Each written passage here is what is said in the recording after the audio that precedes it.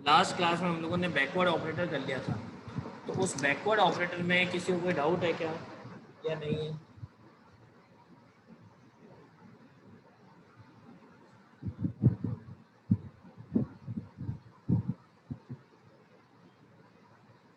भाई उसमें किसी को डाउट है क्या? यस और नो?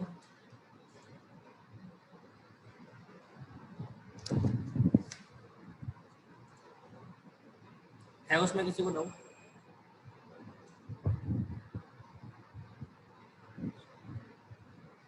नहीं है किसी को भी? ओके। तो गाइस देखो, आज हम जो पढ़ने वाले हैं, टोटल अपन ने 4 ऑपरेटर की बात करी थी। 4 ऑपरेटर में से 2 ऑपरेटर हम लोग ऑलरेडी पढ़ चुके हैं, फॉरवर्ड ऑपरेटर, बैकवर्ड ऑपरेटर, है ना। ये दोनों ही ऑपरेटर बहुत इंपॉर्टेंट हैं, मैंने आपको बोला ही था। और इनके डिफरेंस टेबल हम पढ़ेंगे तो आगे आने वाली क्लास में। तो एक बार डिफरेंस टेबल हो जाएगी तो उसके बाद जो 5-6 क्लासेस हैं वो ऑलरेडी आपका मटेरियल कवर्ड हो चुका होगा, ये मैं बता चुका था।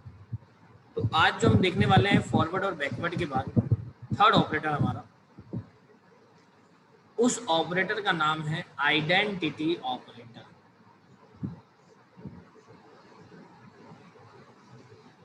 आइडेंटिटी ऑपरेटर को कैपिटल आई से डिनोट किया जाता है।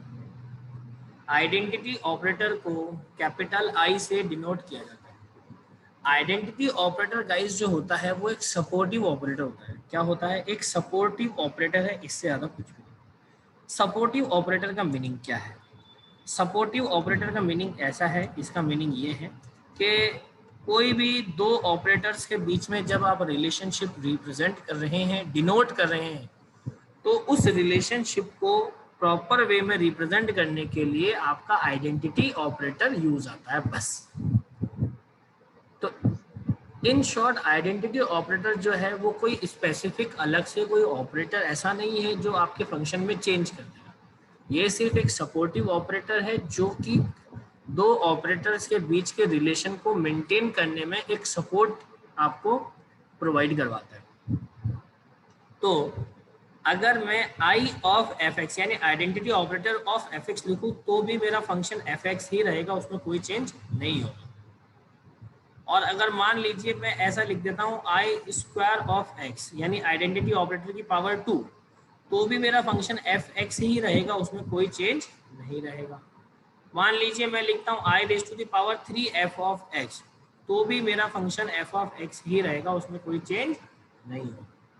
और अगर मैं ऐसा लिख दूं कि आई की power N F of X, तो भी मेरे फंक्शन में कोई बदलाव नहीं आएगा, वो एफ एक्स ही रहेगा। मान लीजिए इसी वैल्यू को मैं नेगेटिव लिख दूं, माइनस में लिख दूं, तो भी मेरे फंक्शन में कोई चेंज नहीं आएंगे, हालांकि माइनस की वैल्यू आपके सिलेबस में नहीं है।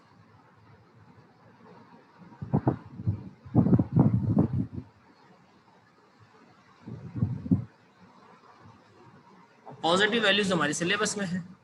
तो आइडेंटिटी ऑपरेटर की पावर कुछ भी हो, मुझे कोई फर्क नहीं पड़ने वाला। मेरा फंक्शन जो था वही है और वही रहेगा, उसमें कोई चेंजेस नहीं होने देगा। कौन? Identity operator. लेकिन लेकिन लेकिन दो ऑपरेटर्स के बीच में जब रिलेशन रिप्रेजेंट किया जाएगा तो वहां पे आइडेंटिटी ऑपरेटर अपना बहुत ज्यादा इंपॉर्टेंट रोल प्ले करेगा, बहुत ज्यादा रोल इंपॉर्टेंट प्ले करेगा। इसके बिना काम नहीं होगा, इस बात को आप ध्यान रखिएगा।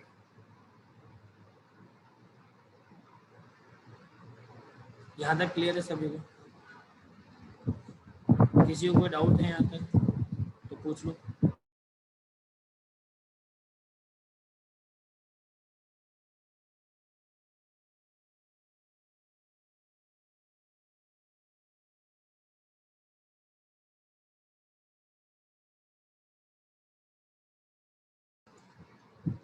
अब आगे समझो।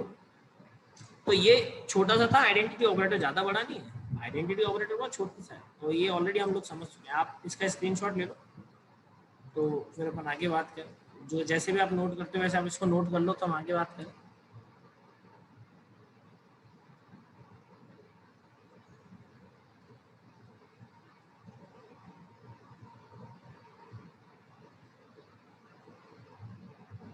ले लिया स्क्रीनशॉट?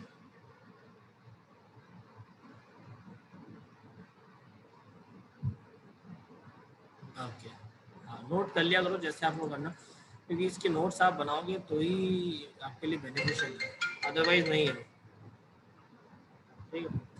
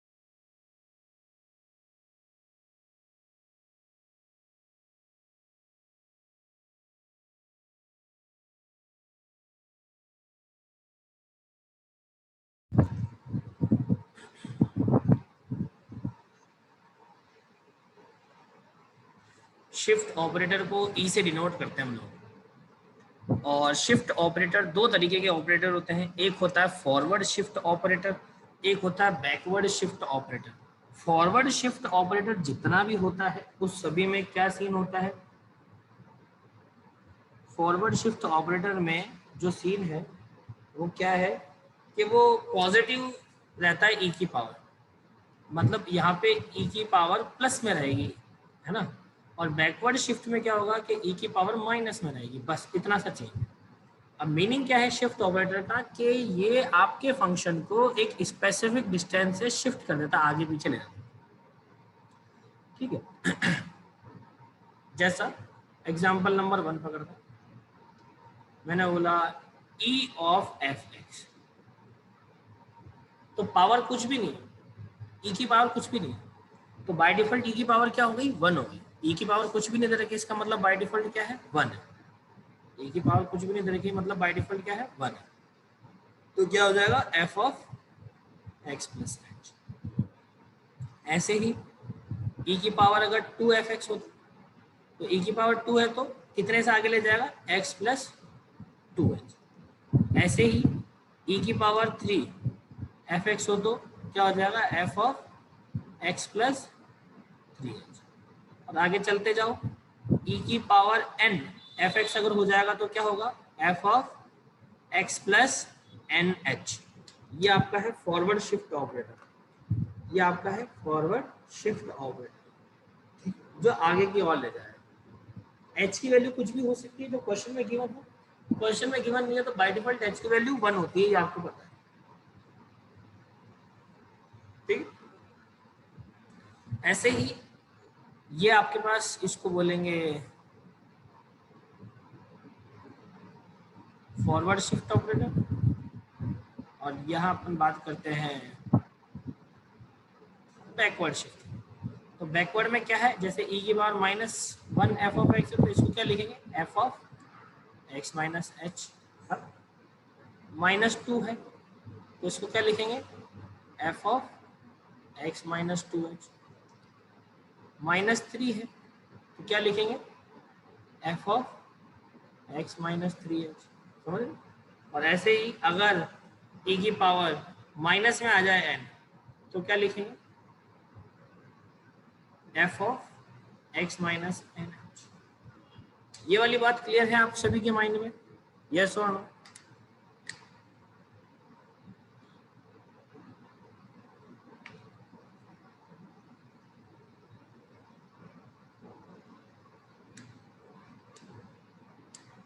ओके, तो इसको नोट कर लो आप सबसे पहले।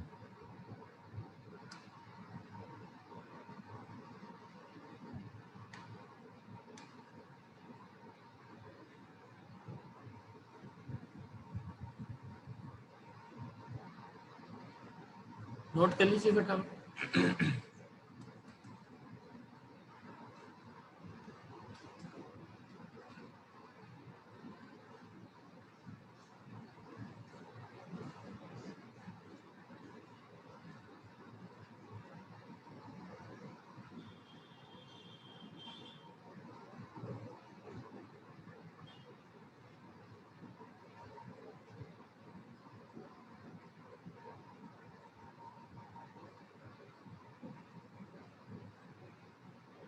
नोट हो गया?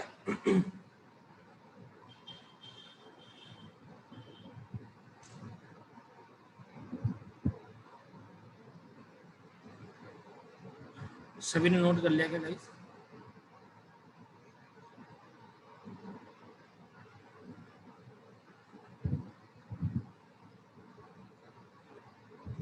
देखिए अब आगे आप समझेंगे। तो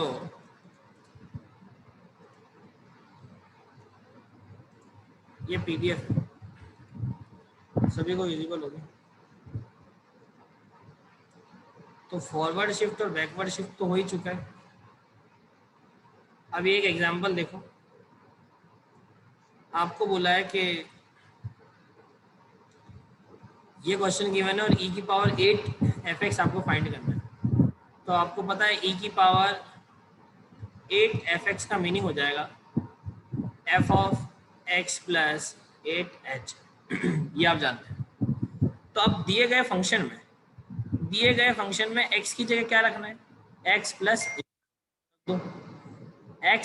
8h power 2 plus 7x plus 8h minus 8 रख दिया। मतलब जहां जहां x था वहां पर रख दिया x प्लस 8h।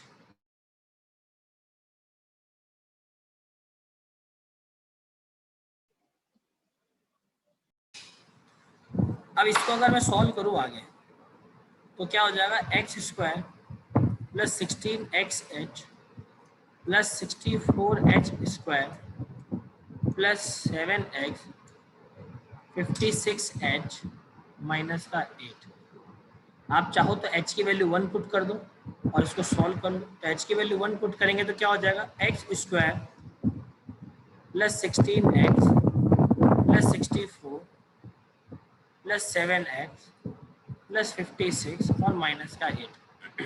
ठीक है, तो और क्या वैल्यू आ जाएगी? ये एक्स स्क्वायर प्लस 16x और 7x 23x हो गया प्लस 64 और 56 7 5 12 120 और 8 गए तो 112 बचा। तो ये आपका रिजल्ट आ जाएगा।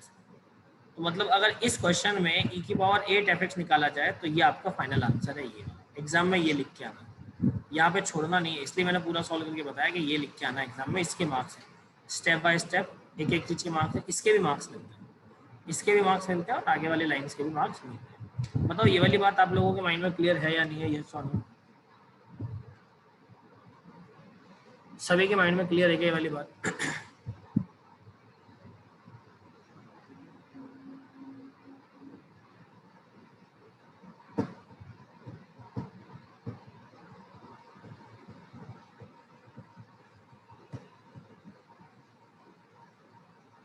बोलो क्लियर है? इसको नोट कर लो फटाफट।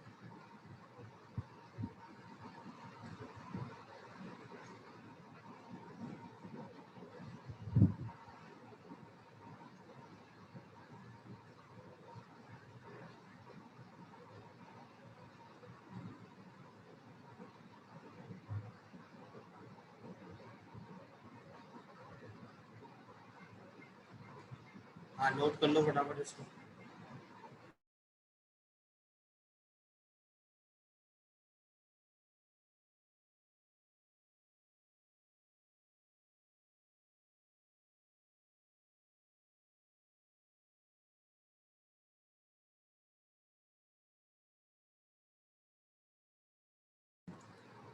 अब आगे समझेंगे।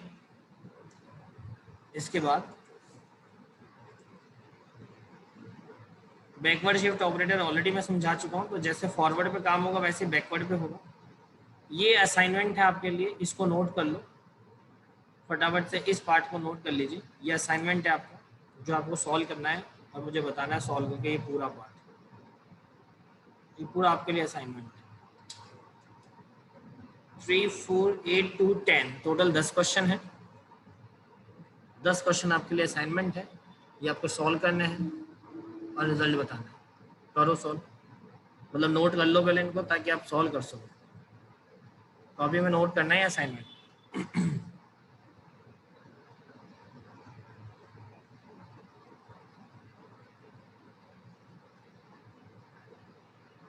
असाइनमेंट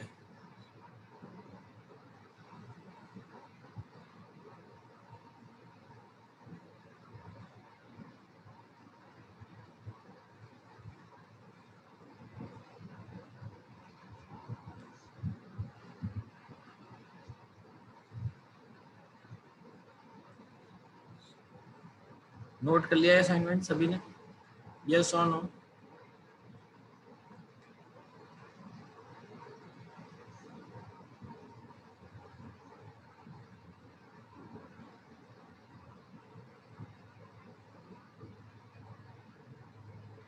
अभी तक आप में से एक ही स्टूडेंट का रिप्लाई आया, बाकियों को नहीं आया? नोट कर लिया या नहीं लिया?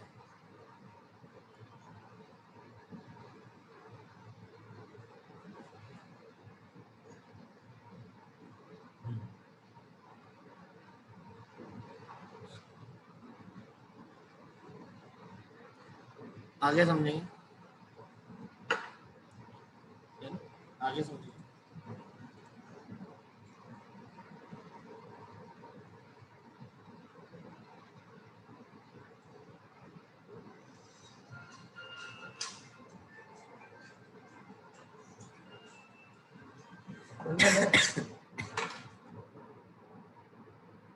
आगे देखेंगे, लॉग फंक्शन की बात करते हैं, लॉग पे बात करते हैं। नहीं नहीं, अभी नहीं करना है, अभी नहीं करना है, ये आपको असाइनमेंट है, घर के लिए, घर पे करना है आपको ये सब। अब नेक्स्ट हमारे पास आया लॉग फंक्शन। तो अब लॉग फंक्शन में बात करेंगे कि लॉग फंक्शन क्या है, कैसे काम कर रहा है ना, और हमको किस तरीके से ये हेल्प करेगा लॉग। कुल मिला के हम यूज भी कैसे करेंगे वो सारी। तो बहुत ध्यान से देखेंगे गाइस, बहुत ध्यान से देखेंगे log function.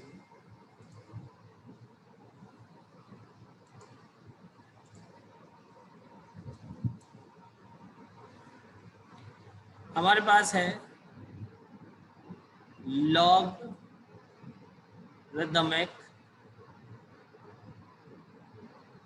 Function. Logarithmic function क्या होता है, कैसे काम करते हैं, समझेंगे। लॉगरिदमिक फंक्शन को लिखा जाता है log M A is equivalent to N. अब इसमें हर चीज का एक मीनिंग है, उस मीनिंग को समझना बहुत जरूरी है, ठीक। जैसे ये क्या है, वैल्यू ऑफ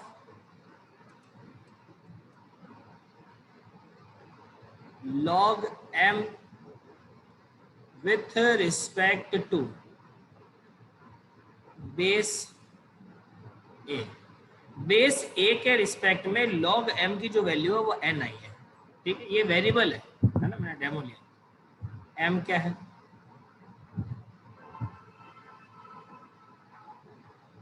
m है function to find value. m एक फंक्शन है जिसकी वैल्यू फाइंड करनी है, ठीक है। ए यहाँ पे जो लिखा होता है नीचे वो क्या होता है,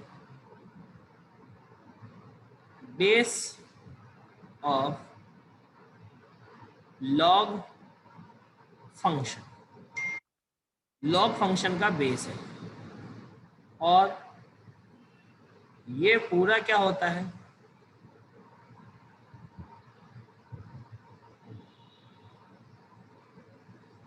लॉग फंक्शन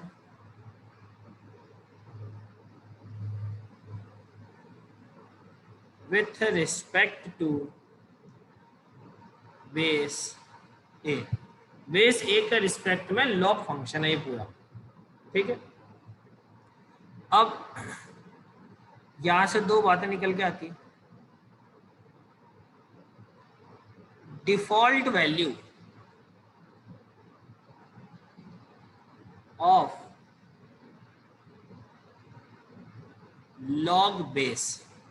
लॉग के बेस की डिफॉल्ट वैल्यू क्या हो सकती है? या तो 10 होती है या ई होती है, या तो 10 होती है या फिर ई होती है। ये लॉग फंक्शन के बेस की डिफॉल्ट वैल्यू है, आइदर 10 और ई। ठीक, छोटी मोटी सी कुछ बातें हैं जो आपको ध्यान रखनी है, जैसे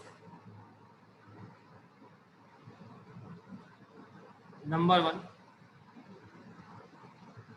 लॉग 1 होती है, लॉग 100 की वैल्यू 2 होती है, लॉग 1000 की वैल्यू 3 होती है। ये कुछ बातें याद रखिए, मतलब 1 के साथ में जितने जीरो उसकी वैल्यू होती है। 1 के साथ में 1 जीरो तो 1, 1 के साथ में 2 जीरो तो 2, 1 के साथ में 3 जीरो तो 3, 1 के साथ में 4 जीरो तो 4। अब आप बोलोगे 2 के साथ में हुआ तो उनकी वैल्यूज अलग होती है। अभी अपने को 1 के साथ की वैल्यू दिमाग में रखनी है। फिर उसके बाद सम इम्पोर्टेंट फॉर्मूला।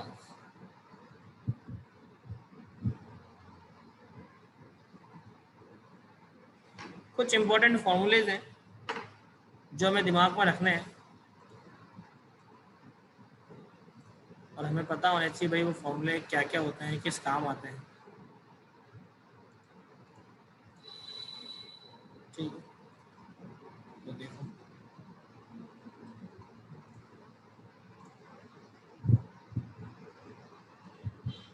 जैसे नंबर 1 कि भैया log m plus log n अगर दे रखा है, मतलब दो अलग अलग लॉग फंक्शन है और उनके बीच में प्लस का सिंबल है। अच्छा, इंपॉर्टेंट बात ये दोनों के बेस सेम होने चाहिए, मैं आपको बता दूं, दोनों के बेस सेम होने चाहिए और फंक्शन अलग अलग है और बीच में प्लस का साइन है।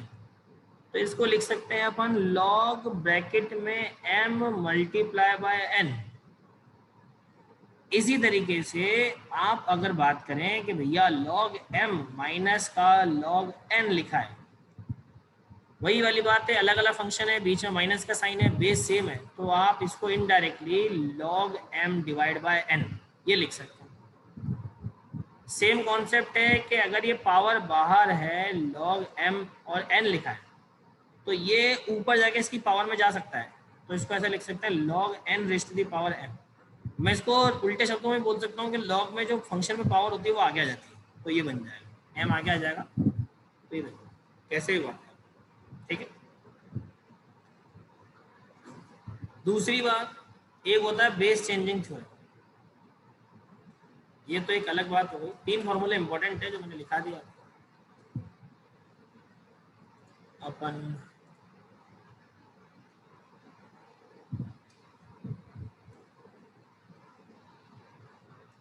ये लीजिए, ये 3 बातें आप लोगों ने कर ली। उसके बाद कुछ इंपॉर्टेंट नोट।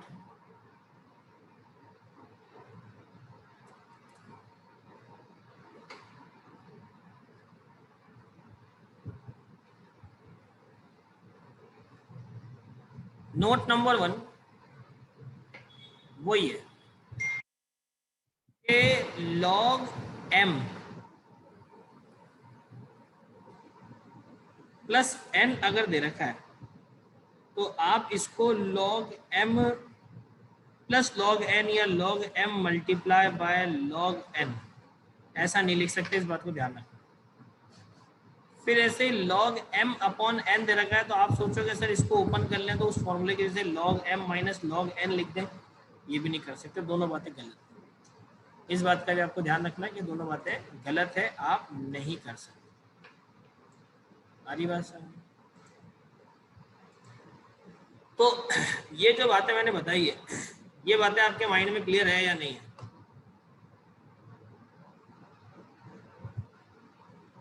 सभी के माइंड में ये बात क्लियर है क्या?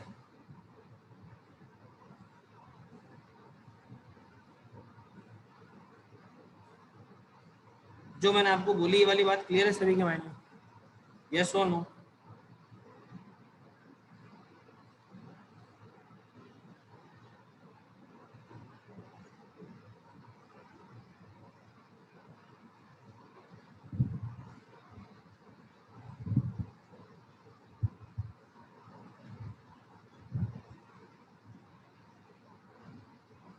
वेरी गुड, इसको नोट कर लो।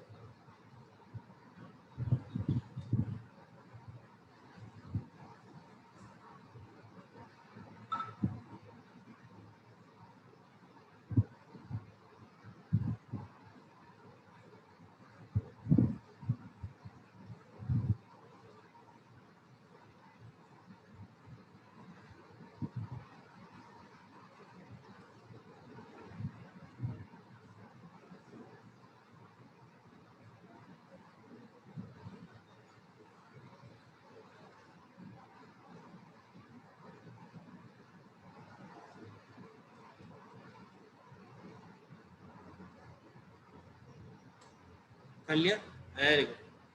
अब इस चीज को थोड़ा सा और आगे समझना।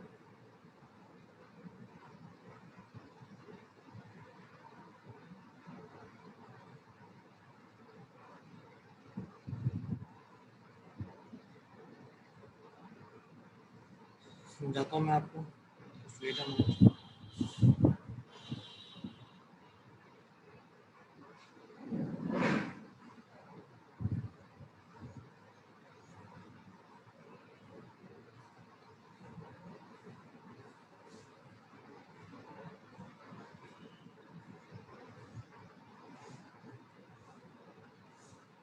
देखो,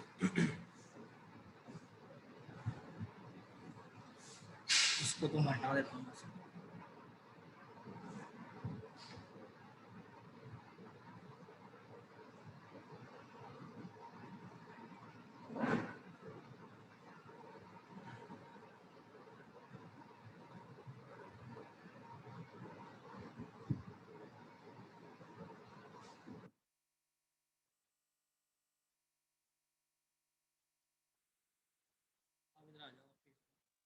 लॉग फंक्शन है, ये ऑलरेडी हम लोग पढ़ चुके हैं। ये कुछ दो तीन बातें हैं, वो मैं बता देता हूँ अभी।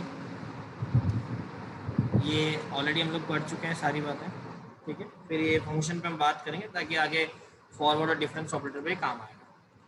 देखो, एक दो छोटी मोटी बातें हैं वो मैं और बता देता हूँ, पहले उसको समझो। कि जैसे लॉग ए बी और ये इज इक्वल टू में एक्स लिखा है या एक्स लिखा है मान लो, तो गाइस क्या होता है, जब आप इस लॉग को इधर ले जाते हो ना, तो ये जो बेस होता है, बेस, इस बेस की पावर बन जाता है सामने वाला। मतलब बी को लिख सकते हो ए की पावर एक्स। ये बात इंपॉर्टेंट जो आपको समझनी है। जैसे मैंने बोला कि भैया लॉग 2 10 इज इक्वल टू 5 या x है, तो मैंने बोला find the value of x। तो आप क्या बोलोगे कि sir the value of x is nothing but the 10 raise to the power 5। 10 raise to the power 5 is the correct answer. ये हमारा आंसर।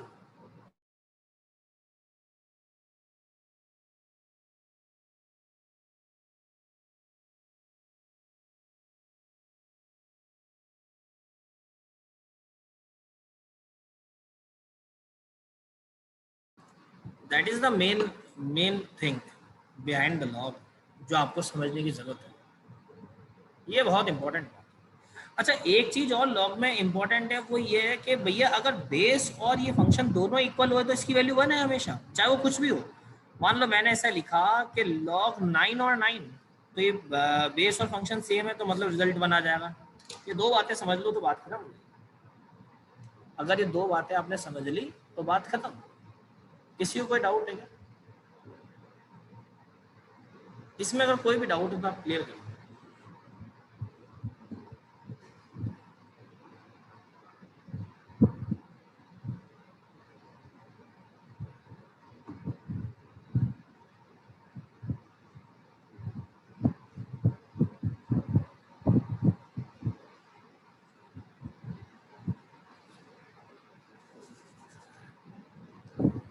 सर आए नहीं ठीक है।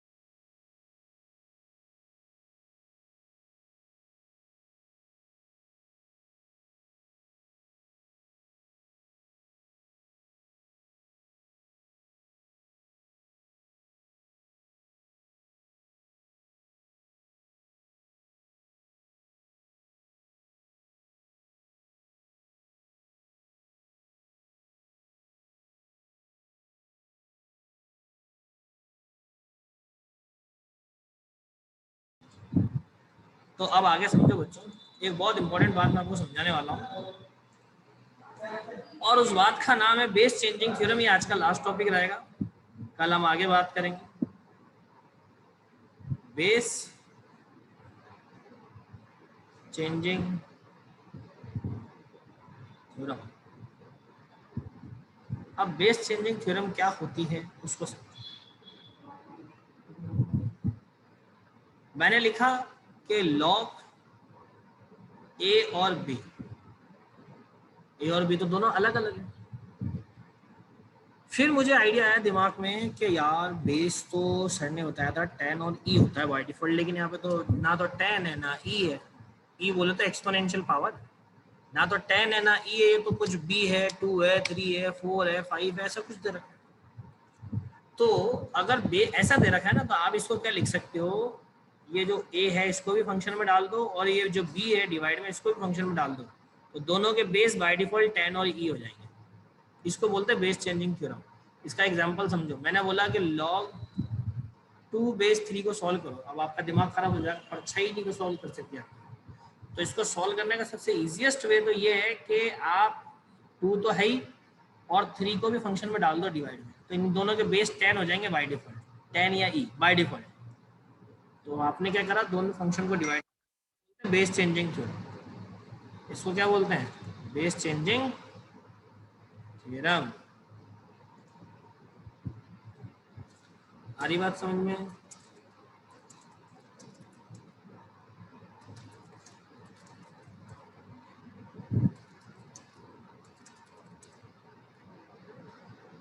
भाई इसमें अगर किसी को डाउट है तो आप पहले मेरे से क्लियर कर लो कि सर हमारे को इसमें डाउट है, अगर है।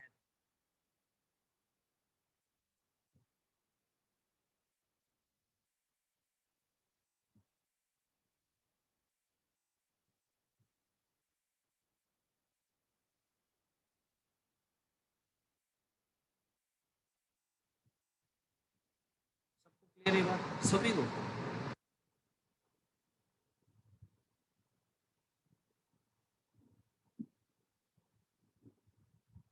ठीक,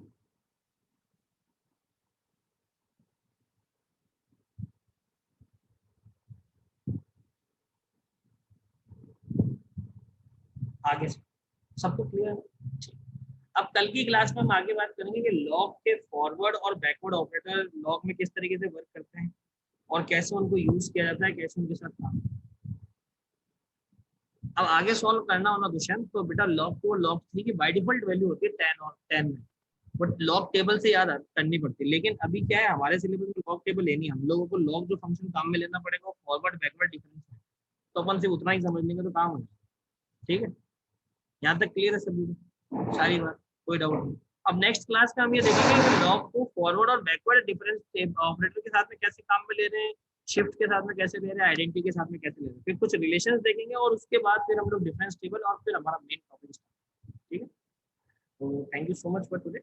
नेक्स्ट क्लास में हम लोग मिलेंगे सीजी की, और कल हम लोग वापस देखेंगे आपके न्यूमेरिकल एनालिसिस।